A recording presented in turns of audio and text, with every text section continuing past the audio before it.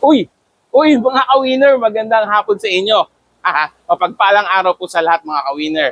Okay. Eto nga tuwing hapon, umuulan, pero sa umaga ang ganda ng weather.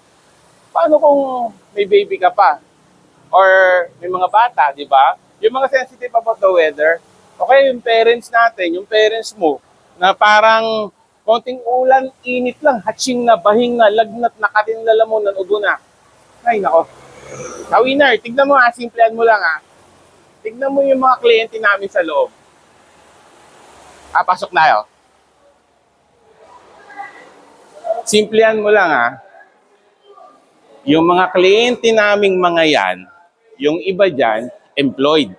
Yung iba dyan, may business. Yung iba dyan, OFW. Yung iba dyan, nakamix. May trabaho, pero may business. Yung iba dyan, OFW, pero may employed pa rin. Simplihan lang natin. Kapag mag-a-apply kayo, pag-usapan natin kung paano. Baka kasi pareho kayong employed or isa sa inyo OFW or pwedeng mix natin na business tapos employed pa. Pag-usapan natin yan. Sisimplihan lang natin kung ano yung mga requirements natin.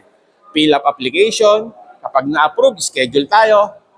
Yung kulay, yung down payment, kung meron man, baka 0 DP pa yung maging approval natin. Basta simplihan lang natin. July, last week, mahahabol pa natin yan. Magtiwala ka lang kasi kaya natin yan. Ang Diyos kasi natin nandun, Di ba? Mga ka-winner, tiwala lang, kaya pa yan. Tara, usap tayo.